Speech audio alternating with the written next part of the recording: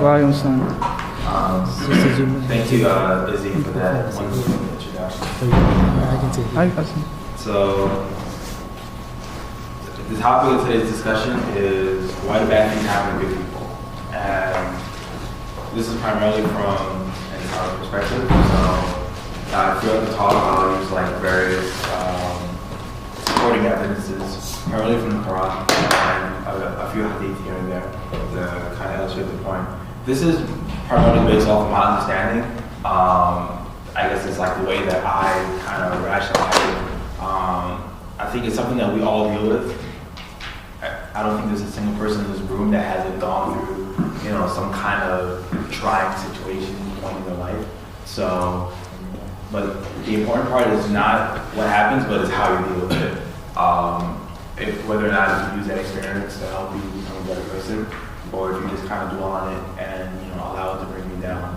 So, what I'll attempt to do is just based on my understanding, and I'm no scholar by any means, but I just want to share what my coping mechanism is, how I've dealt with this, and perhaps there may be something that I say that may be of some benefit. So to start off, one concept I think that's important to understand is the concept of qada, or preordainment, and it's a fundamental part of Islam. And I'll just use a couple proofs to kind of demonstrate its significance. And shows a hadith, which is the iron, which is chapter 57, verse 22 and 23. I'll just read the English, but the translation of the verses is that no misfortune can happen on earth or in your souls, but is recorded in a decree before we bring it into existence. That is truly easy for Allah, in order that you may not despair over matters that pass you by, nor exult over favors He bestowed upon you, for Allah loveth not any vainglorious boaster. And Abdullah Yusuf Ali gives the following tafsir to these ayahs, that external disasters or misfortunes may strike people's eye or imagination, but there are worse crises and misfortunes in the spiritual world, which are of equal or greater importance in man's future. All this happens according to the will and plan of Allah. Even where we are allowed to exercise our own wills, the consequences that follow are in accordance with the laws and plan decreed by Allah beforehand. And furthermore, this point is exemplified in the hadith collection of Sahih Muslim.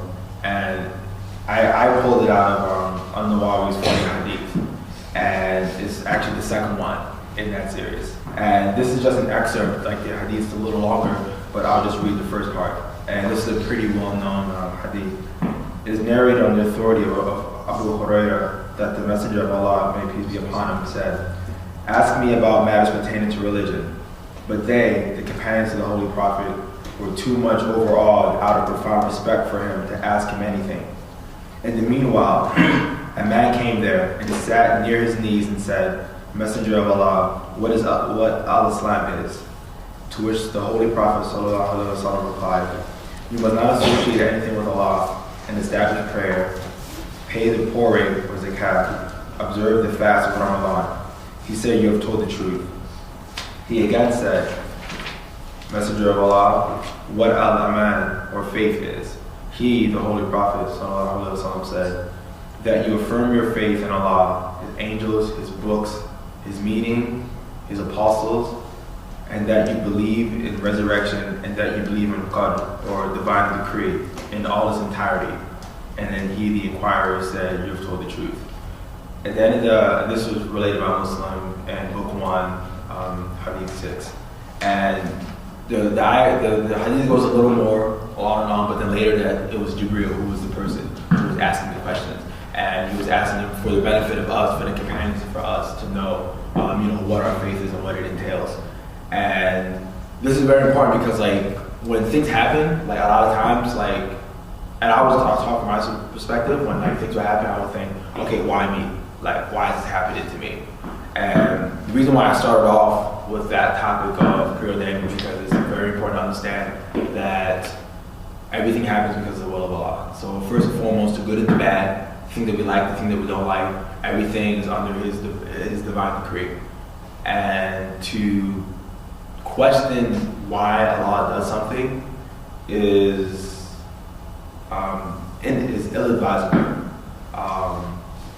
So as a word of caution, let us understand the danger inherent in questioning the divine decree of Allah. And Surah Al-Anbiya, in verse 23, Allah says, He's not questioned about what He does. He's talking about Himself. He's not questioned about what He does. It is they who will be questioned. And Yusuf Ali gives the following explanation of this verse in the tafsir, that Allah is self-subsisting. Allah is self-subsisting. All His creatures are responsible to Him and dependent on Him. There is no other being to whom He can be responsible or whom He can be dependent. And furthermore, Imam al-Tahawi, whose creed is accepted by the four major Sunni schools of thought, further clarifies this point in his treatise entitled Al-Aqidah al-Tawhiyah, or the Creed of Imam Tahawi. The exact nature of the decree of Allah is secret, is his creation. Neither angel nor prophet has been given knowledge of it. Delving into this or reflecting too much upon it only leads to destruction and loss, and results in rebelliousness. So be extremely careful about thinking and reflecting on this matter, or letting doubts about it assail you. For Allah has kept knowledge of the decree away from human beings and forbidden them to inquire about it, saying in His book, He is not asked about what He does, but they are asked. Once again, that same verse from Surah Al-Anbiya.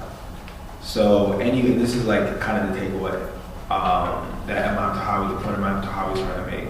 That so any who argues why did Allah do that has gone against the judgment of the book, and anybody who goes against the judgment of the book is not a believer. So thus, when we seek to understand the significance of events, when we're trying to figure out what's going on, it's inadvisable to do so in the mindset of kind of like interrogating Allah, like, okay, well, why did you do this? You should not have done this, you should have done that.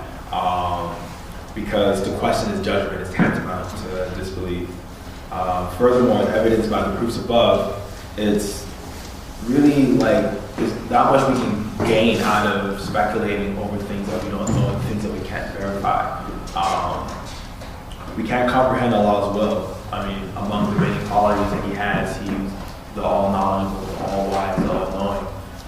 To know why He would do something would entail having some knowledge of what He has, and the knowledge that He has is unlike the knowledge that we have. So in short, when thinking about, okay, why things happen, what's going on in the world around us, there's a clear distinction between like examining the events themselves, what caused the condition that caused the events, and what you can gain out of it, and kind of putting Allah, cross-examining Allah and saying, okay, well, why did you do this? Like, why is this the way it is? Like, because it becomes a slippery slope. On the one hand, like we're told, to think, after a lot of talking, like, for those who think, do they not think, do they not ponder? So we're constantly told in the Quran to ponder over the verses, to ponder over the signs, and to think. But when we're thinking about the signs, but we're not necessarily like questioning Him why He's doing something.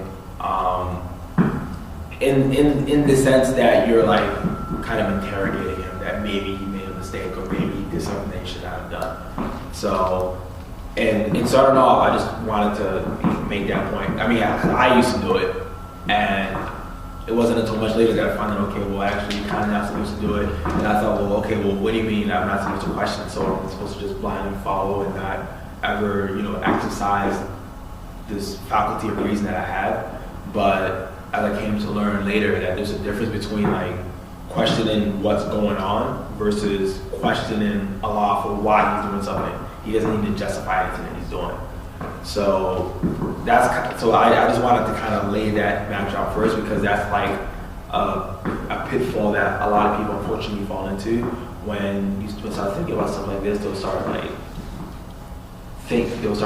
really just like delving into the unknown and things that we really can't verify, and speculating over things that, you know, kind of puts you in like a vicious cycle of questions on questions, and you're really not being able to come up with a viable solution. So, but this doesn't mean that I'm just going to say, okay, that's a wrap. So the answer is you really can't say nothing and just, you know, fall back and just take it as it comes. That's definitely not the point. And I guess the point that I'm trying to make with that is that we can be more efficient with our efforts if we spend them in trying to analyze the events themselves based on the like evidence and proof that we have, versus trying to verify something that we can't quantify, that we can't qualify, that we can't even come close to knowing. But it's not. I want to emphasize too that on the same token, I'm not suggesting to not ever try to think. I mean, like I mentioned before, we're constantly told to ponder and reflect. Like we wouldn't be where we are to like come on, we're in a university setting. Like that's because we're thinkers. You know, we can apply reason. So we are told, we are encouraged to think and to try to, you know, make sense out of the world around us, to make sense of the signs that, you know, Allah Azza wa Jalla put before us. And so there's no harm in doing that. So one of the reasons why I guess bad things happen to good people is Allah tests us. He wants to see, you know, if you talk to walk, if you talk to talk, and you walk to walk. And this is evidence in Surah Al-Ankabut, which is 29th chapter, the second and third verse. The translation of that being, do men think that they will be left alone saying we believe and that they will not be tested? We did test those before them, and Allah will certainly know those who are true from those who are false. So in this, it's important to know that, it's important to point out that Allah doesn't need to test us to figure out, you know, like, okay, who's really believes and who doesn't believe, because He already knows. Like, He's the teacher who designed the test, who knows all the answers, and He made us, so He knows how we're going to act. So He already knows what the outcome is going to be. The test is more for our understanding, because it's a process by which it will expose any of our strengths and any of our fallacies, allow us to take better inventory of ourselves, so that we could, you know, come up with a corrective action development plan to further and further perfect ourselves and try to raise our status in this world and in the next. So, just like I know a lot of people out here are like, you know, pre-med bio, engineering, physics majors. So just to kind of draw an analogy, like you have like infrared spectroscopy, right? You have Western blots, you have chromatography, you have all these techniques that you use to try to figure out the composition of something. Likewise, these tests, these trials that we go through periodically is a way for us to kind of figure out, okay, where do we stand? Like, am I really patient? Okay, well, what about if I have to take care of my mother-in-law and she's living with me, you know, day in and day out, and I thought I was cool with them, but it's a different thing when she's living on the same roof and I got to deal with her every day. Like, you may think you're patient, but then something like that may happen. Or maybe you have a great job and then you lose it.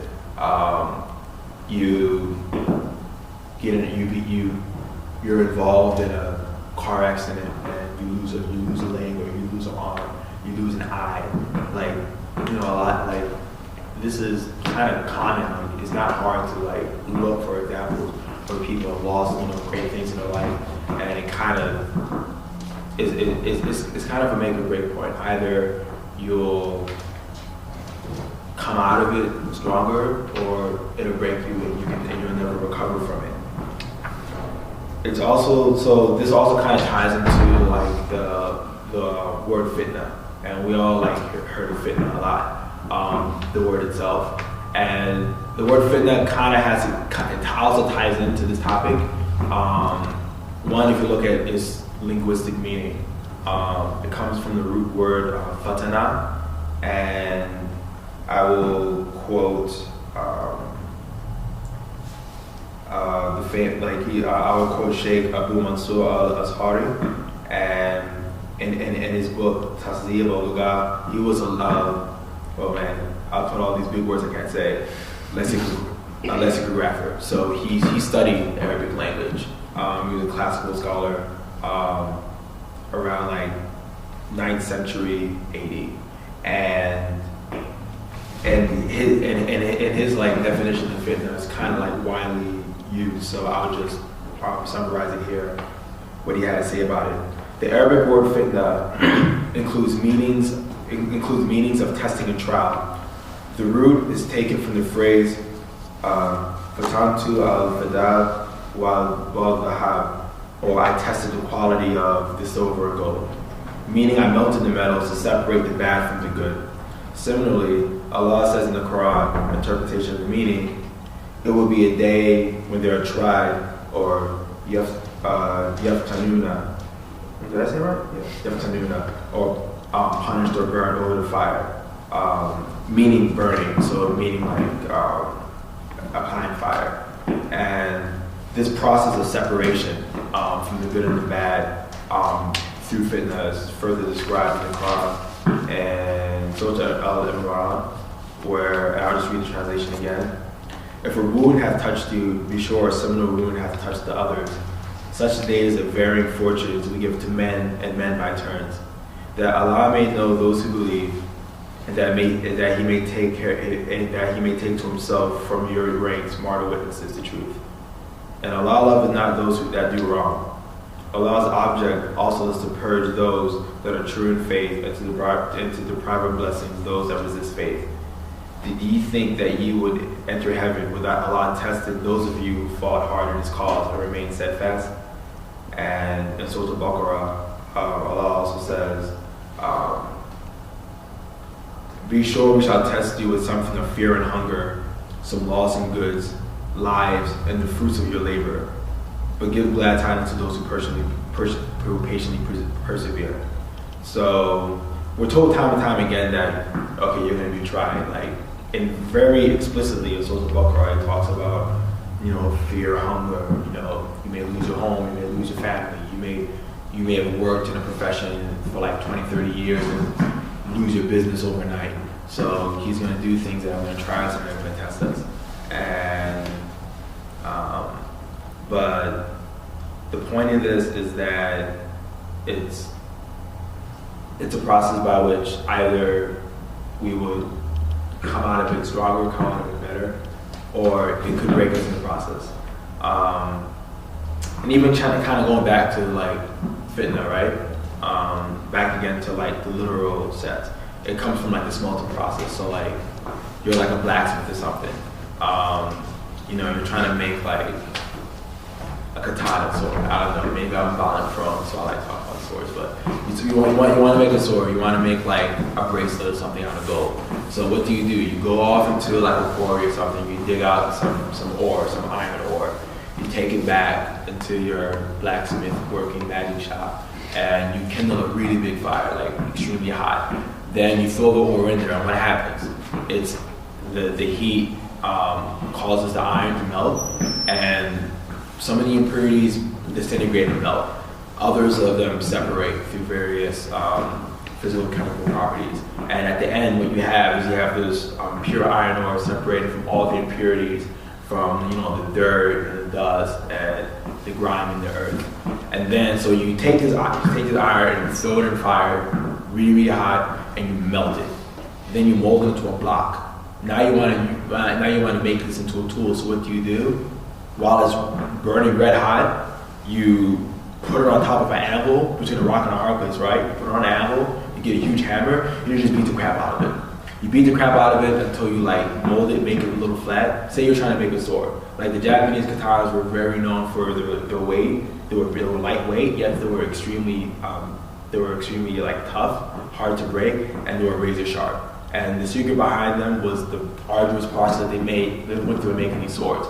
They would heat up this stuff, pound the living mess out of it, fold it on top of each other, then put it back in the fire, heat it up until it's red hot again, take it back out, hold it down with the calipers, bang the mess out of it again, and repeatedly, like hundreds and hundreds of times, they'll keep folding this piece of iron over and over again and again and again until it becomes very dense, until it becomes very dense and very compact.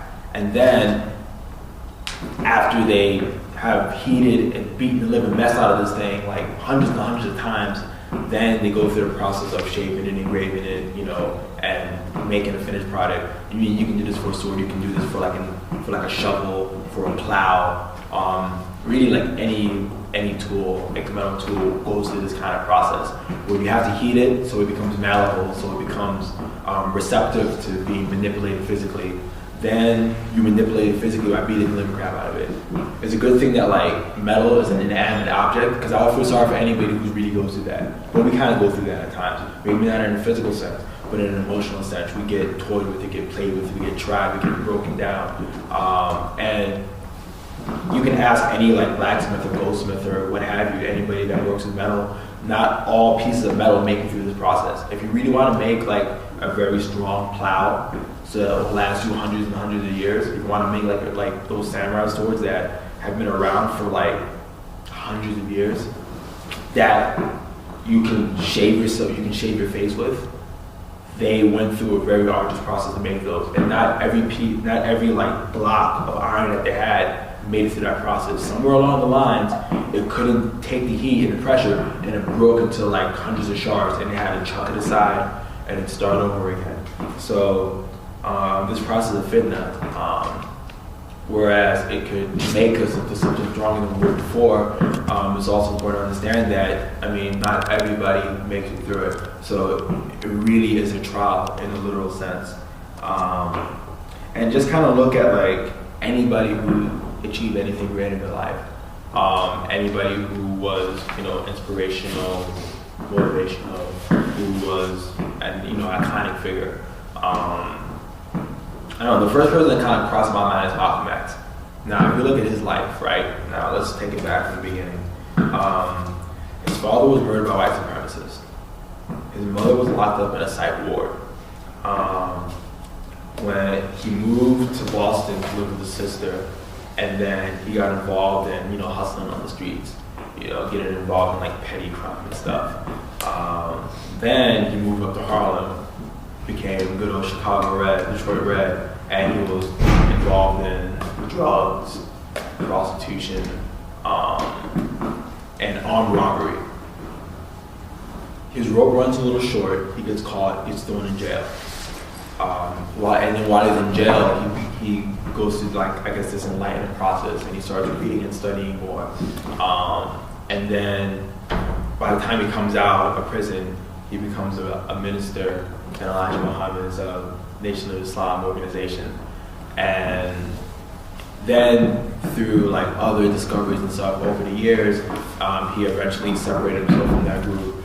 And then in his 30s, he was gunned down, February of 1965. So he lived a very short life. But then if you look at all the things that he went through in his life, they in a way prepared him for the kind of work that he was meant to do. Because when he was giving those fiery speeches and going to those demonstrations and talking to people and rallying people and fighting for the cause of civil rights, his first-hand experience of, you know, growing up in a troubled home, being subject to, you know, racial discrimination, knowing life on the streets, you know, being in the lowest of the low, he had so many run-ins with death, and all of those experiences that normally broke people that he knew got shot, got killed, you know, became like brain dead, couldn't do anything for themselves. Not everybody made it through what he made it through. And all of those experiences prepared him for the work that he had to do, through his perseverance and he survived it. But all of that, he would not have been able to talk as effectively as he had. And it was wonderful, those experiences that he had that kind of molded him for that role. So, and I mean, there's so many other examples of people who through you know, various trials and tribulations, you know, became something better than what they were before. So it's not exactly a bad thing. It could be a bad thing. It depends on how you take it. And that's kind of like, I guess, my next point. I'm maybe skipping a little ahead, but But hold on to that thought. So to kind of recap what we went through so far. So first, in thinking about why, bad things happen to good people. First thing that we gotta understand is, okay, well, everything happens by Allah's decree. So we kind of got that squared away. Then there's this concept of, okay, well, life is a test. Well, what are we being tested for? We're being tested to see if we're true to our faith, if we're true to our word. If we say that we believe, then how do we know for ourselves we really believe? How do we know there's something that we need to work on? Because there's always something that we can work on. And Allah subhanahu wa ta'ala uses these trying situations to kind of bring that out of us, to show us, okay, well, maybe this is an area that you need to focus on. Or maybe you're really good, in dealing with these kinds of situations. Maybe like you're a very patient person, you can really deal with people well, alhamdulillah, but hey, well, you're kind of, stingy in the pocketbooks, and when people need financial support, you're not willing to give to them. So like being put into different situations kind of brings out, the pros and cons, if you will, of our personality. It allows us to, if we reflect upon those experiences, figure out where we need to focus our efforts towards. So to kind of look on it on the flip side, okay, well, what about if everything's all, hunky-dory, walk through the park kind of life, should we be happy? I would argue, well, you should probably be worried if everything is just way too easy.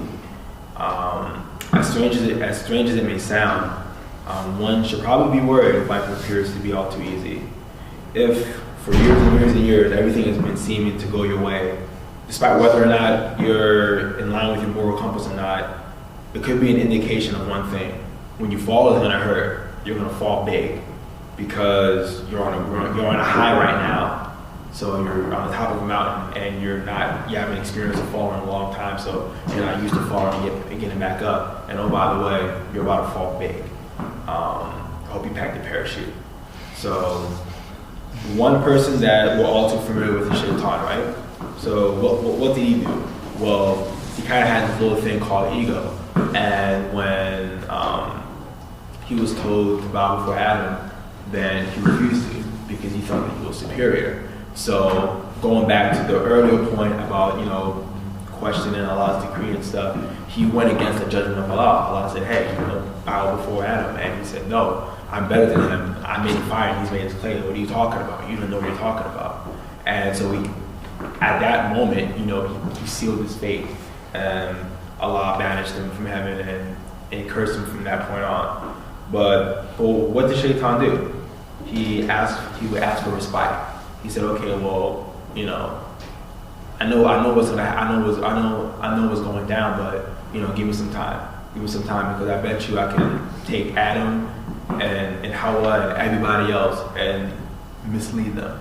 And what did Allah do? Allah could have just said, okay, well, what are you talking about? Just ended it right there. But he said, you know what? Okay, go ahead. I'll let you. You can try your tricks, but all you have is tricks. And those who believe, they'll be good. And those who follow you, then their fate is with you. So,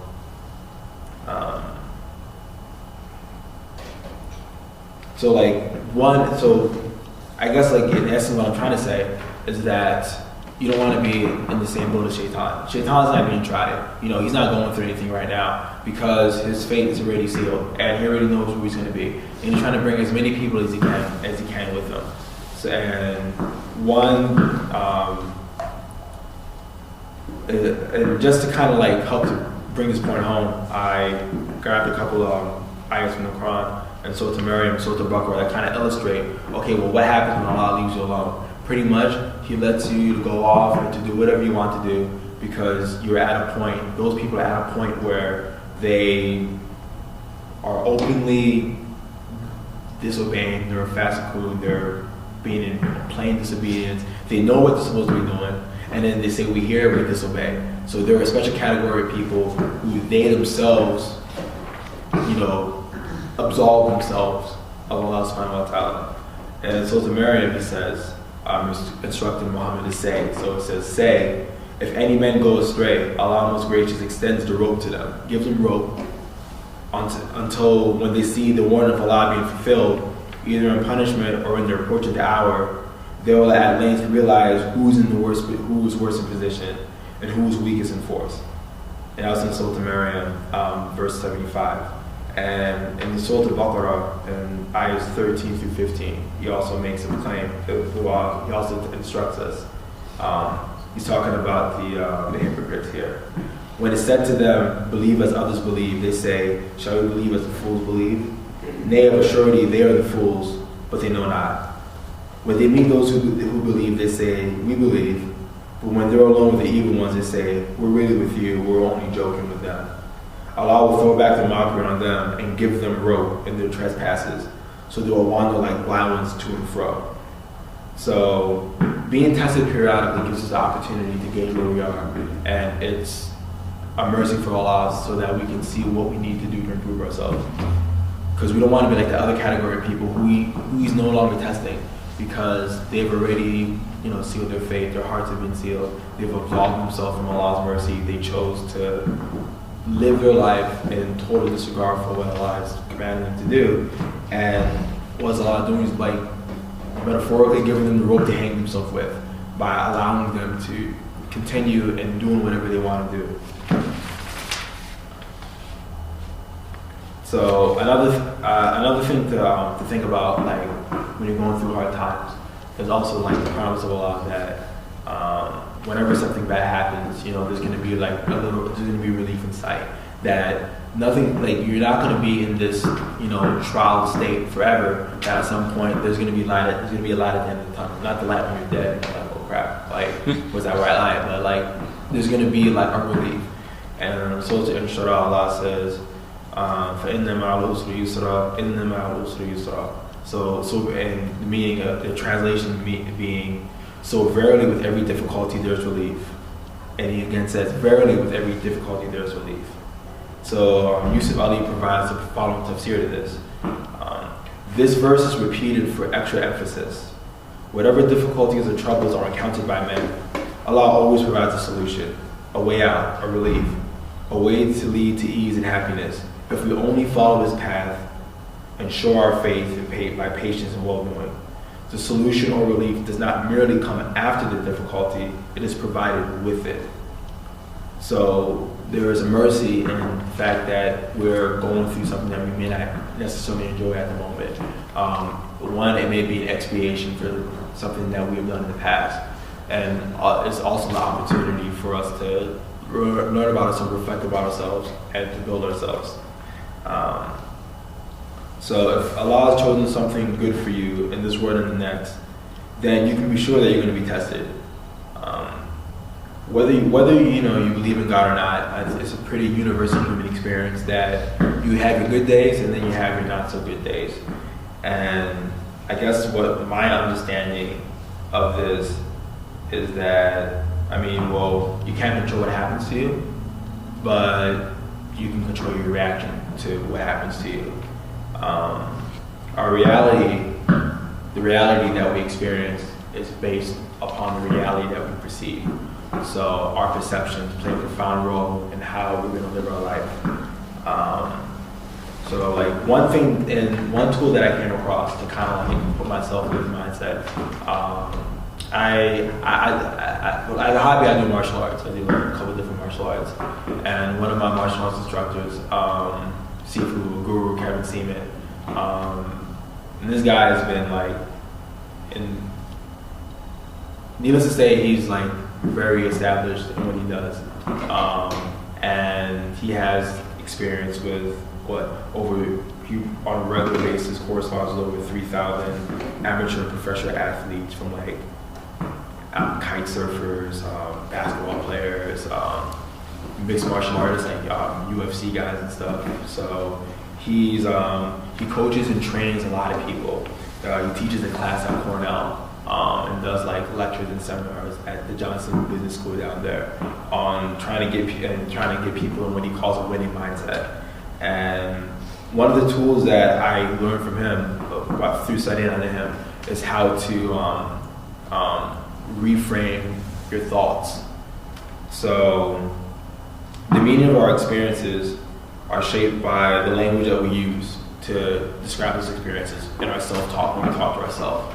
So like if you're coming out, if you're like, you know, you're walking down campus or something, and somebody says, hey, you know, like, oh, so like you just had that midterm today, right? How did it go? And you're like, yo, man, like I ran into a buzzsaw, or like it beat the crap out of me, you know? Like I got pounded, like I didn't know what hit me.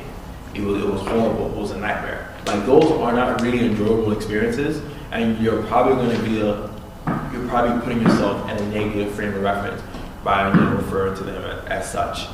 And the way that you communicate with yourself really, really does shape the way that you perceive everything around you. If it's very commonly known, you know, that pessimists always see the cup as half empty, optimists see the cup as half full. Whether it's half empty or half full, well, you know, both of them are equally valid. But if seeing it as half empty would cause you to have a more negative outlook on that situation, which puts you in a negative frame of reference, so that when you're driving home, you're thinking about the traffic, you're thinking about how frustrating your day is, you're thinking about how you don't want to go to that job that you don't like no more, or why am I sitting in these classes, or maybe you're the kind of half cup, okay, the cup is half full kind of person. And then same situation, you jump in your car, you're driving home, and instead of focusing on the traffic, you're like, oh man, this is my favorite song on the radio, you know, you're jamming to your favorite tune or something. Or you're like, you know, well, copy and looking, let me pull out the cell phone, you know, start talking, like, you know, let me talk to my boo, see how she's doing. I haven't talked to her in a minute. Let me, like, you're going to be in a frame of reference where you're going to try to make the most out of everything that you have. So, I guess like one thing that I would try to advise is that, you know, always try to keep a positive mindset. Be aware of the language that you use when you talk to yourself, when you refer to anything. If somebody like asks you like, okay, like, how's the day going? You know, okay, I'm hanging in there. Like, okay, that doesn't sound too pleasant, you know, like that sounds like you're hanging off the edge of a cliff, and you know, it's really windy and cold outside, and there's jagged rocks and crocodiles waiting for you to have a snack. Like, it doesn't conjure nice, you know, positive, empowering experiences. When people kind of say that, I kind of walk in there and be like, yo, man, you've been hanging for a long time, man. You just have a strong grip. Like, you know, you got that power grip. Like, you know, kind of change it up a bit. People will look at you like, yo, dude, you crazy. Like, why you talking like that? But then, like, you would notice, like, okay, maybe, like, they bust out a little chuckle, or they, you know, crack it open a little small or something. And then that is enough to get somebody thinking, you know, on a different track, to put them in a different frame of reference. One thing that my pops always told me growing up was that it's your attitude, not your aptitude, that will determine your altitude in life. Where you're going to go is, like, you may have all the tools necessary, but if you're not in the right frame of reference, if you're not in the right mindset, if you don't possess a winning attitude, then you can have all the tools in your toolbox and it will never be able to achieve what you literally can do because it's right in front of you. So, and thinking about, and I bring up this point because, like, I use this whenever I think about, okay, I'm in a bad situation, you know, like, and I could talk about a lot of things, like, you know, like relationship problems, job issues, you know, problems in my personal life, problems in my family life. And I'm sure everybody in this room is going through something right now that maybe some people know, maybe other people, maybe most people don't know, but they're going through something that's really trying them right now. I don't think there's anybody who's really, like, even people who, like, appear to have a good life, there's still something that's to some extent troubling them. Maybe their situation may not be as dire as others, as we may see subjectively, but within that person's universe, if you will, then they can be going through something really tough.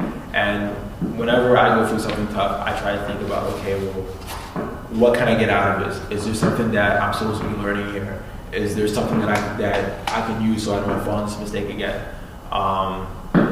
And I know, like, for one instance, like, I was in a relationship with a sister and we were gonna get married. We had wedding plans, we had our wedding list, you know, we had the location set up, everything was going great, you know, we just chilled that weekend. And then she's like, all right, it's a wrap. And I'm like, what? Like, yo, we supposed to get married next year. Like, I had, like, the whole, like, I had people coming from Nigeria up here. Like, I you know, we went the whole night. Like, what was the sudden change of thoughts? And, you know, like, and at first, like, yeah, I was, like, devastated. This is the person I was going to spend the rest of my life with. So, like, yeah, not an easy thing to swallow. But then I said, okay, you know, calm down. Like, okay, let's think about this. Like, what is Allah trying to tell me? You know, what can I learn from this? Okay, well, maybe this isn't the right person for me. You know, maybe if this continued, then we would have ended up falling out maybe after we got married and after we had kids and after we already had commitments and after we invested so much time and effort into it, and the falling out could have been that much more worse. Maybe I wasn't ready, and I kind of found out in the end, well, I really was kind of rushing it and I wasn't ready for it. That there were some things that I needed to take care of first. I wanted it, but I wasn't mentally, spiritually prepared to do it. I felt that I was good, like job-wise, whatever, career-wise, like I said, and, you know, doing big things, but in terms of what really matters, not the superficial stuff, but the stuff of substance, I just wasn't there yet. And by, you know, dwelling on the fact that, you know, like the life that I envisioned kind of shattered apart, that would have put me in a pretty serious bout of depression when I couldn't really afford to like be that way because I had other things in my life going on. Like I still had to wake up and go to work in the morning. You know, I still had to go to school. I still had commitments to like my family, like hobbies that I wanted to do, things that I do in the community. Like I can't just let that stop me. But what happens a lot of times is that like when you let those things get to you, that they put you in a state of depression and grief. And it's a tool that the shaitan uses because it's a very disempowering state. You don't want to get out of bed. You don't want to do anything, you know. Everything that you enjoy doing, you don't like doing. You don't even want to eat. You don't want to do anything. You don't want to pray. What's the use? Nothing's going to happen anyway. It doesn't matter if I be good because I'm still going to get screwed in the end anyway. So what's the point? It puts you in a very, you're no longer in control of your life. So just the fact that you do not want to be in that, you know, disempowering state should be enough to motivate you to not be like ridiculous and using euphemism to kind of polish a turd and make something that looks bad look nice, but in the sense of look like, okay, like this is like recognize that you're going through a tough situation, but try to be mindful of where you can get out of it. Try to be mindful of how you can use that as a stepping stone to make you something better, to help you achieve something that you want to do. Maybe there's a deficiency, a character flaw that you need to fix. You know, maybe you weren't ready for something, or maybe you need to go back and do your homework or something. So I guess that's kind of all I gotta say. So I just leave it at that.